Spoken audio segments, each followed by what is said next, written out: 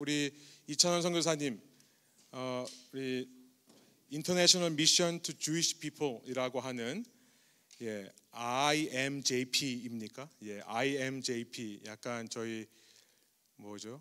그 성격 테스트 하는 것 같은 INTP 막 이런 것 같은데 우리 영국 선교단체입니다. 거기서 파송되셔서 원래 이스라엘에서 선교사로 있으시다가 파송받고 이제 보스턴에 와서 유대인 사역하시는 이찬원 선교사님 나오실 텐데요. 우리 사모님과 아이들 셋이 있는데 사모님과 아이들은 함께 하지 못했습니다만 선교사님 혼자 오셨습니다. 우리 나오셔서 말씀 증거해 주실 때에 우리 박수로 맞이하도록 하겠습니다. 샬롬, 여러분 안녕하세요. 이렇게 레분교회 공동체와 함께 예배드리고 말씀과 사역 이야기 나눌 수 있게 되어서 진심으로 감사하고 반갑습니다. 저는 목사님 말씀하신 것처럼 보스턴에서 유대인 선교와 제자 양육 사역을 하고 있는 이찬원 선교사입니다. 제가 발음 보셔서 아시겠지만 토족은 한국 사람인데요. 지금 영국에 본부를 둔 유대인 선교단체 파송을 받아서 미국 보스턴에서 사역을 하게 되었습니다. 처음 제 얘기를 들으신 분들은 물어보시더라고요. 한국 사람이 영국 선교단체 소속으로 미국에서 유대인 선교를 한다고요? 저도 제 삶이긴 한데 이게 저도 이렇게 내 삶이 어떻게 이렇게 혼종적인 삶이 하이브리드적인 삶이 됐을까? 저도 놀랄 때가 있어요. 근데 하나님이 제 삶을 진짜 이 삶 제가 그냥 이렇게 살다가 하나님 제 삶 가운데 진짜 이렇게 개입하셨어요. 저 친구 위해서 기도하다가 그리고 그냥 저 삶을 그 방향으로 이렇게 문을 여시고 너 하던 일 그만두고 나랑 같이 일하자고 하시면서 이제 문을 여셔서 제가 3년 전에 이제 보스턴에 가서 이 사역을 하게 됐는데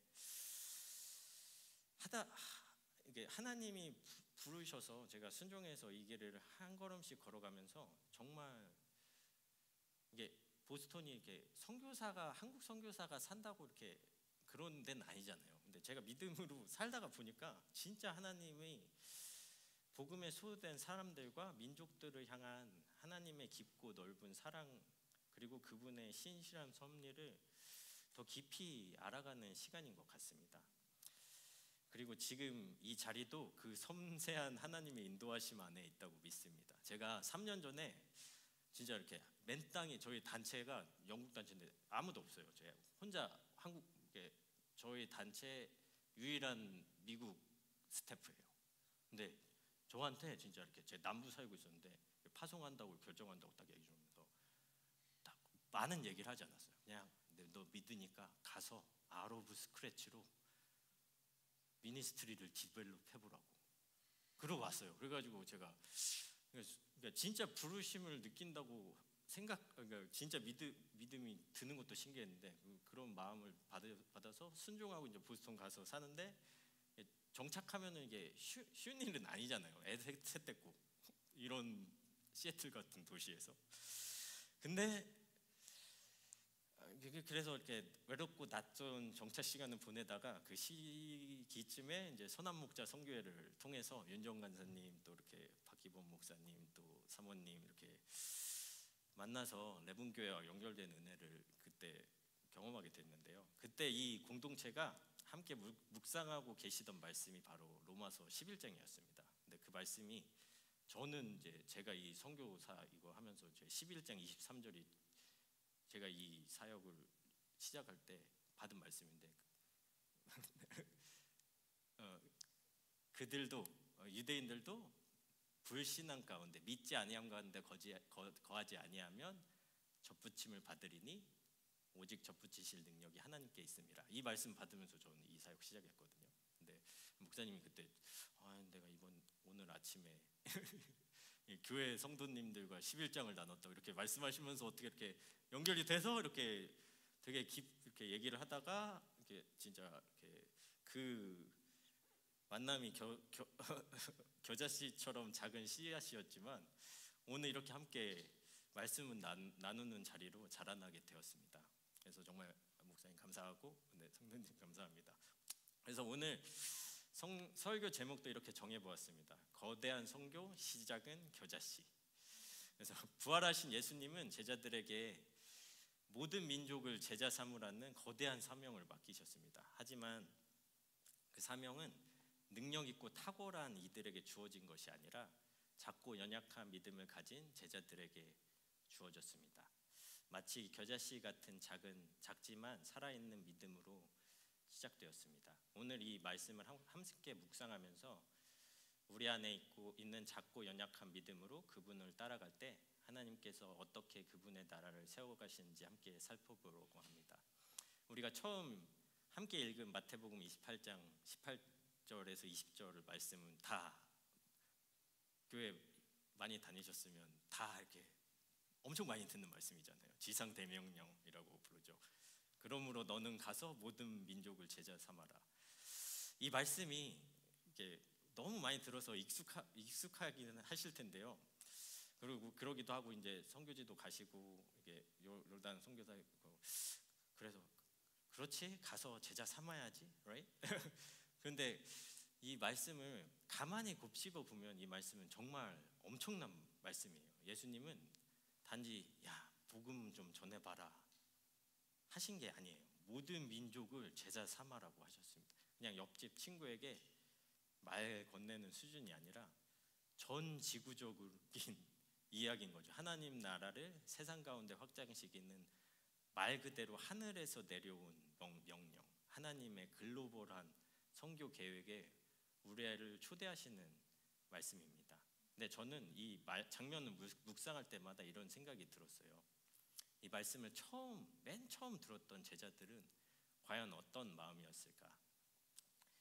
그 자리에 있던 사람들은 이 예수님을 따르던 예수님이 승천하실 때 그 자리에 있던 사람들은 이 말씀을 처음 들었던 로마 제국의 행정가나 유대 종교 지도자들이 아니었습니다.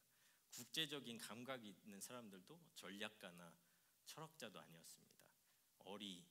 어부, 세리, 열혈 민족주의자, 한마디로 당시 사회에서 주목받지 못했던 평범한 사람들이었습니다. 게다가 유대 땅에서도 중심이 아닌 갈릴리라는 변두리 출신들이었어요. 제가 이스라엘 옛날에 살았었는데 한국 이게 교회 이제 문화 속에서 자라면 왠지 이스라엘 하면 이렇게 홀리할 것 같고 막 이렇게 뭔가 이렇게 막 빛이 날 것 같은 그런 이미지 약간은 있잖아요. 근데 제가 이스라엘에서 선교를 하면서 되게 많이 이게 그 깨진 어떤 이미지 중에 하나가 이스라엘이 되게 보잘것이 없는 곳이에요. 가서 보시면 되게 땅도 조그맣고 이렇게 젖과 꿀이 흐른다고 하는데 그렇게 막 이렇게 사막이 한 반절 정도 되고 그리고 그 중에서도 그러니까 변방 중에 변방의 땅이거든요. 근데 그 중에서도 갈릴리는 변방 중에 그 중에서도 변두리 지역이에요. 그래서 그리고 특별히 예수님이 사셨던 그 2차 성전 시기의 갈릴리는 예루살렘 사람들 사이에서 정말 무시당하던 곳이었습니다. 투박한 억양, 사투리 있잖아요. 그 이스라엘에서도 사투리 이런 거 있거든요. 근데 그쪽 지방 사투리가 되게 이렇게 무시받는 사투리였어요. 그래서 예수님이 이제 사투리로 사역을 하신 분이죠. 혼합된 문화 그리고 종교적으로도 중심에서 벗어난 지역이었어요. 그래서 예수님이 이제 사역 시작하시면서 막 이렇게 기적 일으키시고 사람들 따라오면 오고 막 이렇게 새가 커지니까 종교 지도자들이 이 말을 계속 하거든요.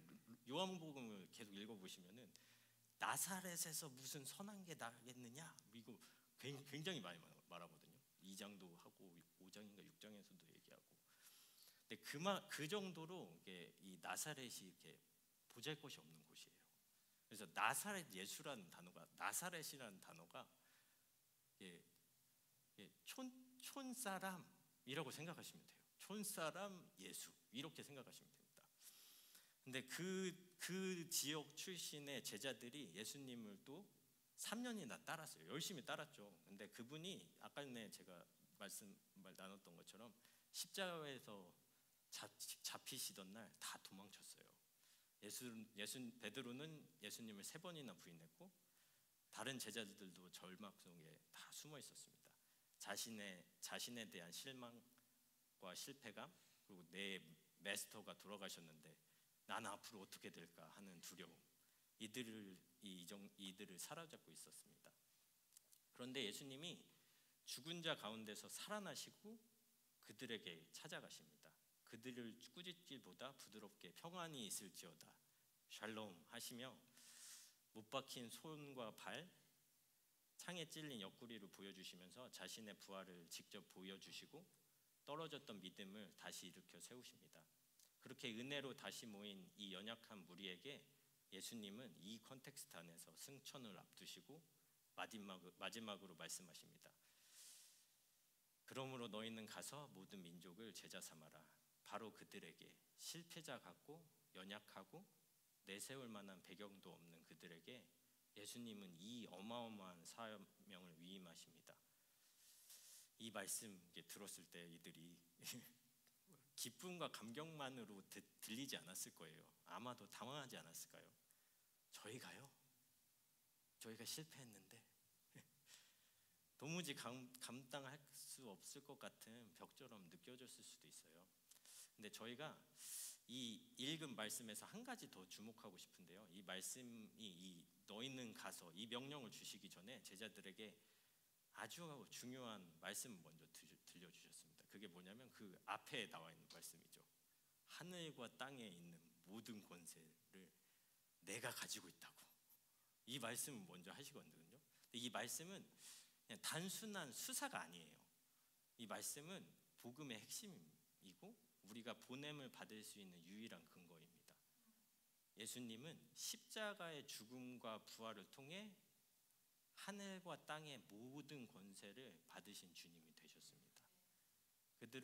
그분은 죽음을 이기시고 사망과 어둠의 권세를 깨뜨리셨고 하나님께서 그를 높이사 모든 이름 위에 뛰어난 이름을 주셨습니다. 이 권세는 사람을 억누르는 힘이 아니라 사랑으로 살려내는 권세입니다. 세상의 죄와 죽음을 넘어서 구원을 완성하신 권세입니다. 그리고 지금 이 예수님은 그 권세로 말씀하십니다.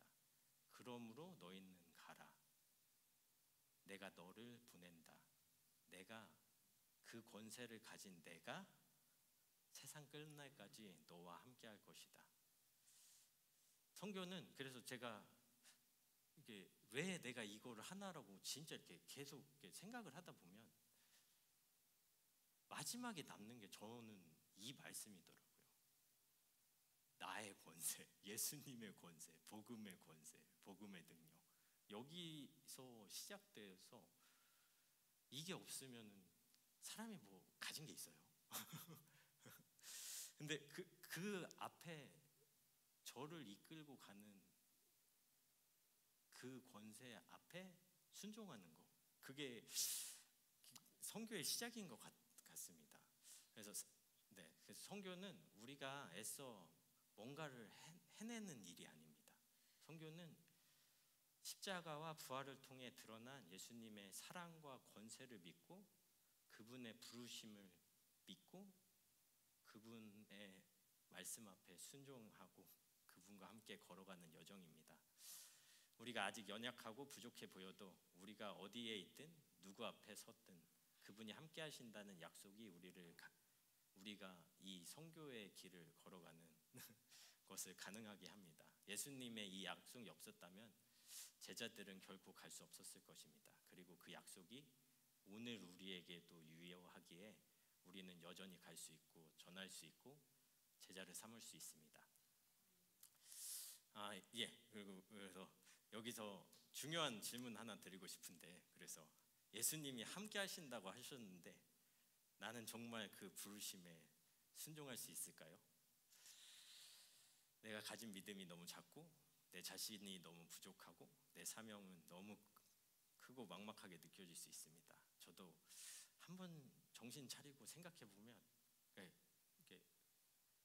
내가 유대인 선교를 한다고? 내가 막막하게 다가올 때가 있어요. 그런데 그런 우리에게 예수님께서 들려주신 비유, 이게 저희가 읽은 두 번째 말씀, 마태복음 13장 21절, 2절 말씀은 큰 위로와 소망이 됩니다. 하나님 나라는 겨자씨와 같다. 어떤 사람은 그것을 가져다가 자기 밭에 심었다.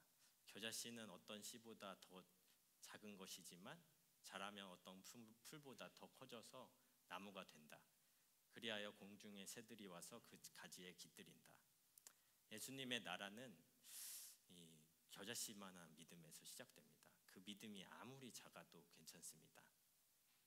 눈에 잘 보이지 않을 만큼 작아도 흔들리고 불안한 믿음이라도 괜찮습니다.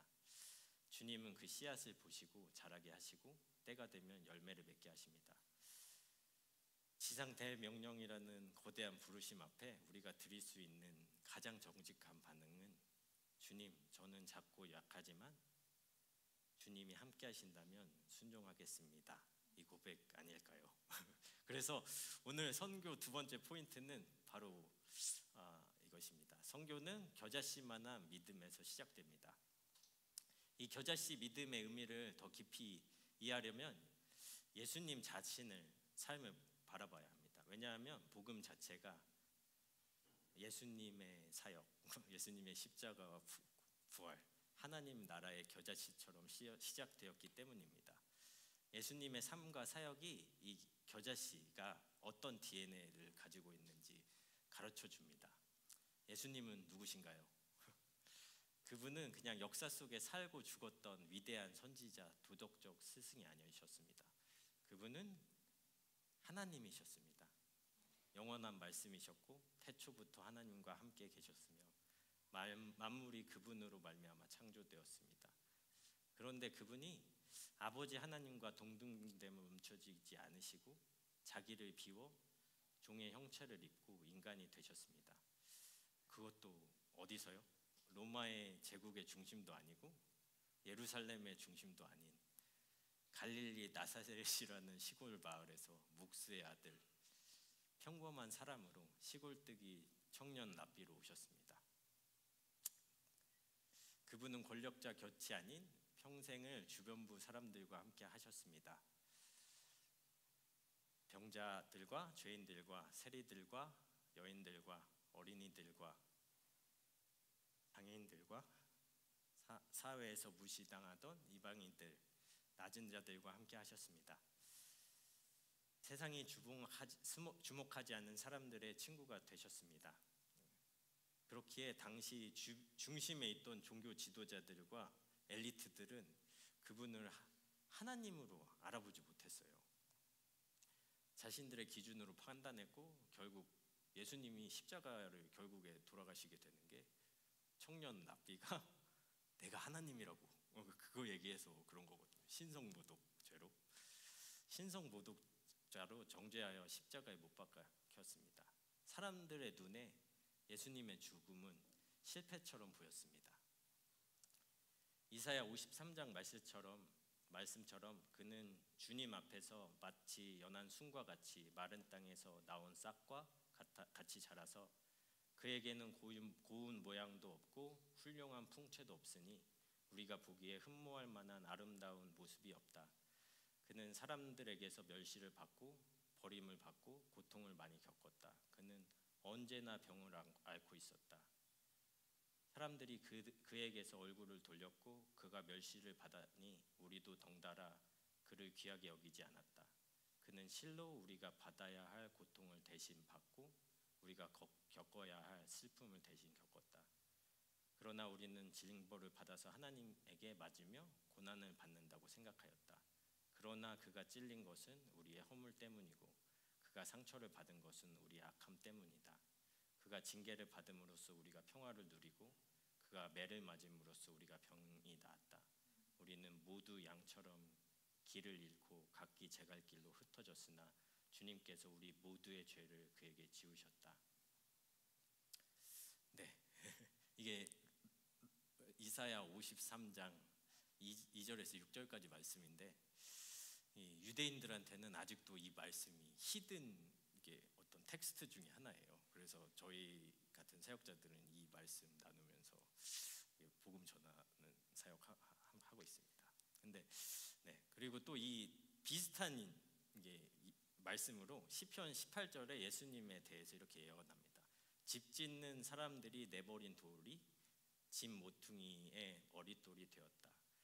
사람들에게서 버림받은 돌, 십자가에 처형된 그 예수님, 하나님께서 그분의 버린 돌, 그 버릿돌, 예수님을 하나님께서 그분의 머릿돌, 즉 구원의 기초로 삼으셨습니다. 십자가의 예수님은 아무도 거들떠 보지 않았던 작은 씨앗 같았습니다. 그러나 그 씨앗 안에서 하나님의 구원의 능력이 숨겨져 있었습니다. 하나님은 바로 그 연약하고 깨어진 씨앗을 통해 새로운 창조의 역사를 시작하셨습니다. 내가 진정으로 너희에게 말한다. 밀알 하나가 땅에 떨어져서 죽지 않으면 하나를 그대로 있고 죽으면 열매를 많이 맺는다. 하나님 아버지께서 십자가에서 죽으시고 죽은 자들 가운데로 내려가신 예수님을 성령으로 달리 살리시고 모든 이름 위에 뛰어난 이름을 주셔서 하늘과 땅의 모든 이가 예수의 이름 앞에 무릎 꿇게 하셨습니다. 이게 복음의 중심이에요. 죽음을 통해서 생명이 시작되고 낮아짐을 통해서 높아짐이 이루어지는 하나님 나라의 패러독스입니다. 이사야 30장이 예수님의 오심을 예언하는 장면 중에 하나인데, 그래서 늘 저희가 대강절 때 이거를 읽는데, 그 말씀 중에 4장 5절에서 모든 계곡들은 높아지고 모든 산과 언덕들이 낮아지며 고르지 않은 땅이 평평하게 되고 험한 땅이 평지가 될 것이다. 그리고 주님의 영광이 나타날 것이니 모든 사람이 그것을 함께 볼 것이다. 이것은 주님께서 친히 약속하신 것이다. 이 말씀이 예수님을 통해서 이루어졌음을 믿습니다. 예수님께서도 말씀하셨어요. 먼저 된 자가 나중되고 나중된 자가 먼저 된다. 이 하나님의 방식이에요. 사람이 기대하는 방식이 아니라 하나님만이 하실 수 있는 은혜의 방식. 하나님은 오늘도 작고 보잘것없는 믿음, 작고 보잘것없는 사람들, 그들을 통해서 하나님의 나라를 세워가십니다. 그래서 그 일을 통해 오직 하나님, 이렇게 되면 하나님 한 분만 영광 받으실 수 있는 거죠. 그래서 그 방법을 되게 좋아하시는 것 같아요. 저는 이 복음의 겨자씨 DNA를 보스턴에서 선교사로 살면서 더 깊이 묵상하게 됩니다. 제가 사는 데가 여기랑 비슷해요. 아시죠? 보스턴 한번 가보신 적 있으신가요? 네, 예. 그리고 네. 그래서 보스턴은 여러분이 계신 시애틀과 비슷한 도시 같습니다. 지적이고 세련되고 세계적인 대학과 병원들이 있고, 제가 만나는 유대인들 대부분 저보다 공부 많이 하셨고 사회적 지위 높으시고 이러신 분들이시거든요. 근데 그런 환경에서 저는 한국인 이민자로 영어를 잘하면 얼마나 잘하겠어요. 들어보셔서 아시겠지만 영어도 서툴고 문화도 익숙하지 않고 겉으로는 아무런 영향력이 없는 사람처럼 보이죠. 근데 그런 제가 거리에서 믿음으로 복음을 전하거든요. 근데 가방을 하나 메고 사람들을 만나고 대화하고 커피 마시면서 예수님 이야기를 꺼냅니다. 가끔은 제 자신이 작게 느껴질 때도 있어요. 내가 여기서 뭐 하고 있나? 이게 어떤 의미일까? 이런 생각이 들 때도 있습니다. 그런데요, 바로 그 작고 부족한 자리에서 정말 제가 여기 3년 사역을 했는데 정말 성령님이 일을 하세요. 이분이 일을 하실 때 제가 막 이게 뭔가를 잘해서 이런 게 아니라 그분이 진짜 저를 목적대로 제 삶을 드라이빙 하시면서 진짜 이렇게 만나는 사람들, 제가 나가서 전도할 때마다 아니면 다른 여러 가지 이 환경 속에서 만나는 사람들에게 제가 복음, 진짜 예수님을 전할 수 있는 환경에 저를 놔주시고, 이 사람들과 제가 막 repent unless you wanna go to hell 이런 타입의 사람은 아니거든요. 막 강력하게 복음을 전하는 타입도 아니고, 근데 딱 그 상황에 맞게 예수님의 복음에 대해서 제가 지금 말씀드린 예수님이 단순히 그냥 선지자나 대단한 사람, 뭐 플루럴리즘 안에서 얘기하는 그 예수님, 이 구루로서 예수님이 아니라 하나님으로서 참된 하나님으로 성육신 하시고 십자가에서 죽고 부활하신 예수님을 의미 있게 이 사람들에게 나눌 기회를 진짜 주세요. 그리고 제가 해도 그런 게 아니라 성령님이 그 대화 속에서 사람들의 마음 가운데 행하시는 일들을 제가 보게 하시고 그 사람들과 진짜 이렇게 대화를 했는데 이 사람이 저를 싫어하는 게 아니라 또 만나자고 전화번호 물어보고 길거리에서 만났는데 유대인인데 뭐 그런 경험도 많이 하고 그러면서 되게 진짜 믿음으로 복음을 전하면서 살아갈 때 even secular city like Seattle, right? like Boston. 그래도 거기서 복음의 겨자씨가 진짜 살아있다는 걸 느끼게 됩니다. 저는 이 레븐 교회도 그와 같은 교회라고 믿습니다. 저희가 다 이민자잖아요. 아닌가요? 다 이세 있으세요? 없으시죠? 여기 살고 있지만 이 사회에 속한 듯 속하지 않은 듯 오래 살아도 비슷하시죠? 그렇죠? 이 변두리 사람들, 이 사람들이 예수님 안에서 모여서 이곳에서 하나님의 나라를 꿈꾸면서 예배드리고 사랑하고 또 사랑을 나누면서 사는 그 공동체인데요. 얼마 전에 제가 목사님과 어떤 말씀을 나눌까 이야기를 나누면서 제가 마태복음 13장 31절 32절 나누려고 합니다 하니까 목사님께서 답장으로 그러시더라고요. 이 교회를 시작하면서 하나님께서 주신 말씀이 바로 그 다음 절 마태복음 13장 33절 하늘 나라는 마치 여인이 가루 서말 속에 넣어 전부 부풀게 한 누룩과 같다는 말씀이었다고 하시더라고요. 저는 그 얘기를 들으면서 마음이 진짜 이렇게 인커리지 같았어요. 왜냐하면 이 교회가 바로 겨자씨 누룩의 복음 DNA를 품은 공동체이기 때문입니다. 아멘. 그리고 하나님이 더 그렇게 이 교회 공동체를 형성하시기를 예수님의 이름으로 축복합니다. 예수님은 지금도 낮은 자들과 함께 하십니다. 네, 여기 뒤에 저기 제가 알게 됐는데 저기 맨 뒤에 계신 저 선교사님께서 한국 교회에서 최초로 농아 선교사로 이렇게 네팔이래 인도 가신 분이세요. 그리고 네, 그 낮은 자들과 함께 하시고 낮은 자들을 불러 사용하시고 네, 그 사람들을 통해서 영광 받으시기를 정말 기뻐하시는 분이십니다. 네, 세상이 주목하지 않는 그 자리에서 하나님의 나라가 조용히 그리고 그러나 분명히 심겨지고 자라고 있습니다. 하나님은 여러분 한 분 한 분을 통해서 그리고 이 공동체를 통해서 하나님의 질서와 하나님의 통치를 이 땅에 보여주시기를 원하십니다. 그 안에 비록 겨자씨만 하고 작고 연약한 믿음일지라도 복음의 생명이 살아있다면 그 씨앗은 반드시 자라납니다. 그리고 주님께서 원하시는 자리에서 이곳에서 이 교회 공동체가 많은 영혼들이 깃들 수 있는 큰 나무로 자라게 될 줄 믿습니다. 마지막으로 제가 세 번째 말씀 포인트를 그러니까 하나님은 겨자씨만한 믿음을 사용하셔서 큰 나무를 만드십니다. 제가 이거 제 유스 친구들 설교하면서 이렇게 제 친구 얘기했잖아요. 그 14년 만난 친구거든요. 근데 제가 이스라엘에서 이렇게 제 이야기를 조금 그래도 하자면 15년 전에 이제 제가 대학교 때 그러니까 말씀드린 것처럼 이스라엘에서 선교사로 살았어요.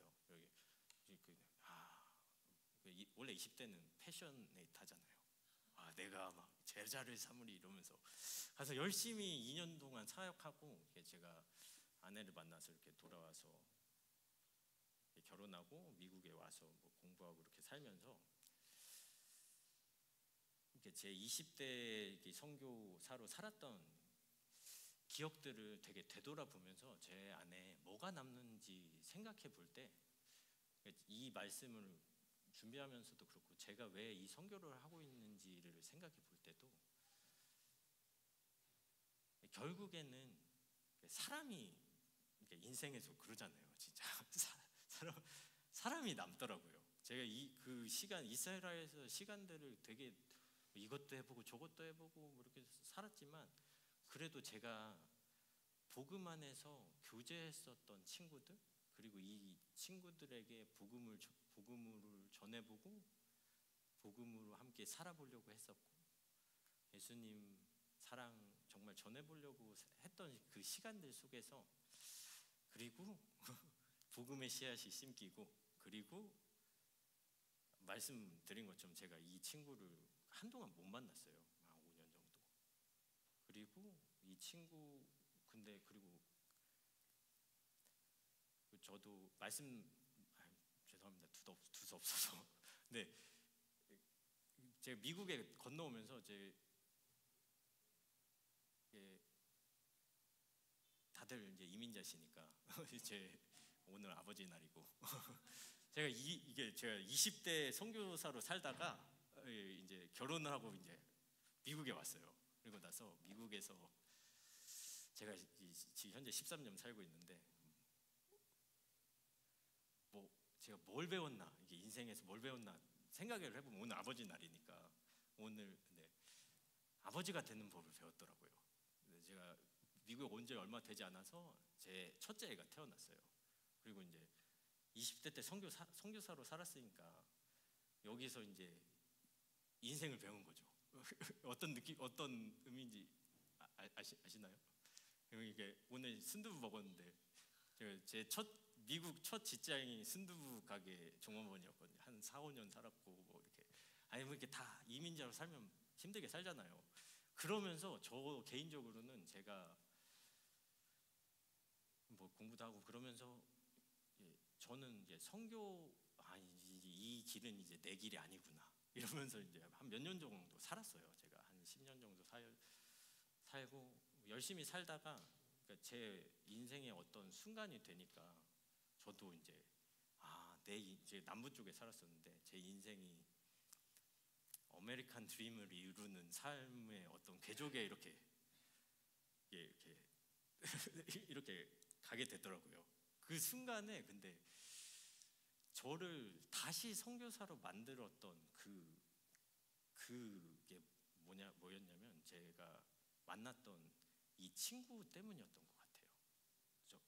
제가 이 친구를 안 까먹고 10년 동안 계속 기도하면서 이 친구를 위해서 기도하면서 살았어요. 이 친구가 예수 믿기를 올려드리고 그러니까 이스라엘 뭐 유대인 선교 이래서 제가 이 선교에 헌신한 게 아니에요. 제가 이스라엘에서 만났던 이 한 영혼을 위해서 제가 한 10년 동안 계속 기도하면서 이렇게 살다가 하나님이 제 삶에 이렇게 그래도 개입하시면서 제 안에 찬원아 너 이제 그거 그만 일하고 나랑 일하자고 이렇게 말씀하시는데 제가 선교사 헌신할 때 8살, 5살, 3살이었거든요.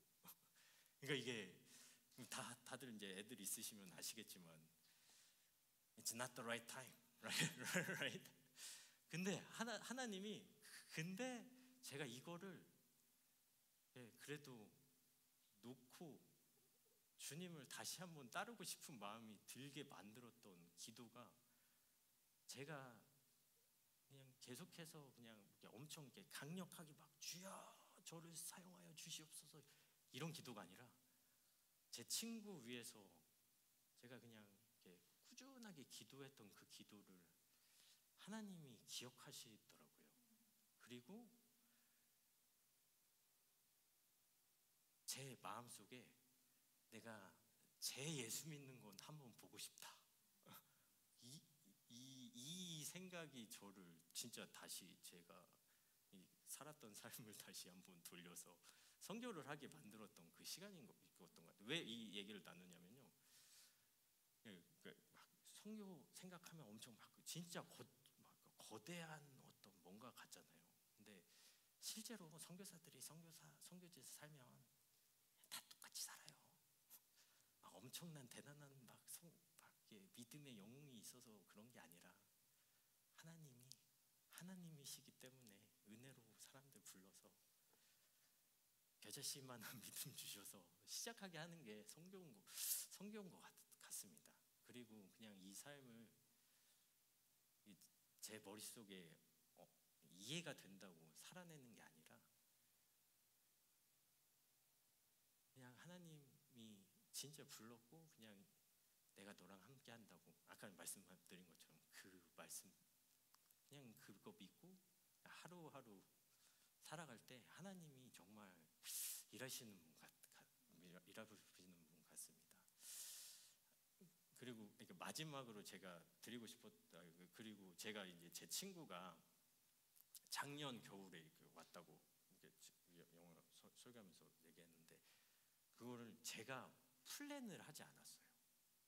그러니까 제가 이렇게 한번 생각해 보세요. 14년 제가 전도하면서 만난 이스라엘에서 친구가 이 시간에 14년 후에 어느 인생의 한 시점에서 미국이란 나라에서 이민자로 같이 만나가지고 애들 데리고 놀 거라고 저는 한 번도 상상해 본 적이 없거든요.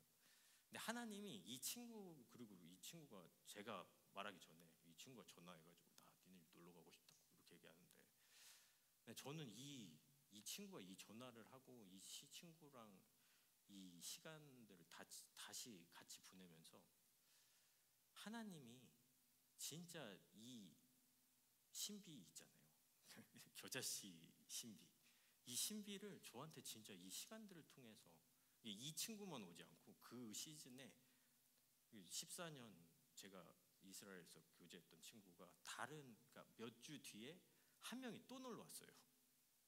그러니까 두 명의 제가 이스라엘에서 복음 전했던 14년 전에 복음 전했던 지금도 계속해서 연락하면서 전도하고 있는 친구가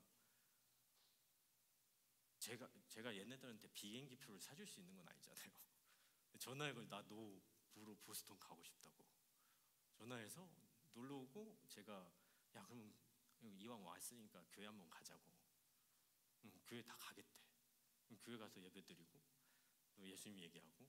근데 이 시간 1년의 시간들을 통해서 하나님이 진짜 이게 진짜 겨자씨만한 믿음으로 하나님의 선교를 하시는 거를 이 시간들을 통해서 되게 보여주시는 것 같아요.